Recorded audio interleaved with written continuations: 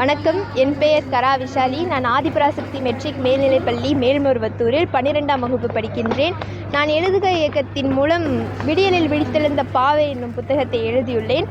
இந்த எழுதுக இயக்கத்திற்கு என்னை அறிமுகம் செய்து வைத்தவர் எனது தமிழ் ஆசிரியர் திருமதி கோ மாலினி அம்மா அவர்கள். எழுதுக இயக்கத்தின் மூலம் என்னை எழுத வைத்த இறையன்பு ஐயா அவர்களுக்கும், கிள்ளிவளவன் ஐயா அவர்களுக்கும் மற்றும் எனது வழிகாட்டி ஆசிரியர் ஒருங்கிணைப்பாளர் அனைவருக்கும் எனது நன்றிகள். எனது புத்தகத்தில் ஒரு பெண் எவ்வளவு சவால்களை சந்தித்து வாழ்வில் சிந்தித்து வெற்றி பெறுகிறாள் என்பதை பற்றியே கூறியுள்ளேன். அனைவரும் வாசித்து வாழ்த்துங்கள். நன்றி.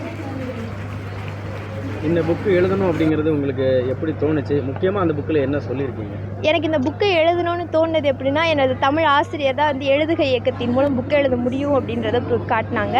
நான் நிறைய புக்கு படிப்பேன். அதை என் தமிழ் ஆசிரியர் சொல்லி எனக்கு காட்டும்போது எழுதணும்னு ஆசை இருந்தது. அது மூலமாக எழுதினேன். என் புக்கில் பெண்கள் எவ்வளவு கஷ்டங்களை சந்தித்து அவங்க வேணுங்கிறத சாதிக்கிறாங்கன்றதை பற்றி சொல்லி. என்ன கஷ்டங்கள் உங்களுக்கு முக்கியமான கஷ்டம்னா அவங்க சந்திக்கிற கஷ்டத்தை எது சொல்லுங்கள்? இந்த இடத்துல ஆண்களுக்கு கிடைக்கிற அதே அங்கீகாரம் பெண்களுக்கு நிறைய இடத்துல கிடைக்கிறது கிடையாது. அதே மாதிரி ஆண்கள் எவ்வளவு மரியாதையோடு நடத்துகிறாங்களோ பெண்களையும் அப்படி நடத்துறது கிடையாது.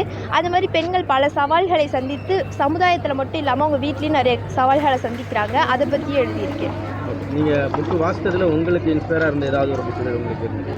எனக்கு நிறைய புக் இன்ஸ்பயர் ஆகிருக்கு. ஆனால் நான் இங்கே சொல்லணும்னு நினைக்கிறது எனது தமிழ் ஆசிரியரோட புக்கு வகுப்பறை மொழி. எனக்கு அது ரொம்ப பிடிக்கும். ஃபஸ்ட்டு நான் படித்து அதை புக்கை பற்றி ஒரு பரிந்துரை செஞ்சதோ இல்லை புக்கில் எப்படி இருக்குன்னு அதை பற்றி வெளியில் சொன்னதோ அந்த புக்கை பற்றி தான். என் பேர் சாருலதா.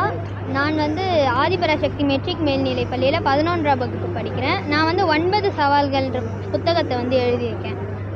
இந்த புக்கு எழுதணும்னு உங்களுக்கு எப்படி தோணுச்சு? இதுக்கு முன்னாடி எங்கள் ஸ்கூலில் போன வருஷம் இதே மாதிரி புக்கு எழுதியிருந்தாங்க. அதை பார்க்கும்போது நானும் ஒரு புக்கு எழுதணும் அப்படின்ற ஆர்வம் வந்தது. இது இந்த 9 சவால்களில் நீங்கள் முக்கியமாக அதில் மென்ஷன் பண்ணியிருக்கக்கூடிய சவால்னால் எதை சொல்லுங்கள்? சமூக வலைத்தளத்தை பற்றி அதோட தீமைகளை நான் எடுத்து சொல்லியிருக்கேன். இப்போ இருக்க ஜெனரேஷன்ஸ் நிறைய சமூக வலைத்தளம் இன்வால்வ் ஆகி நிறைய தப்பான விஷயத்தில் போகிறாங்க. அதை ரொம்ப குறிப்பிட்டு மென்ஷன் பண்ணியிருக்கேன்.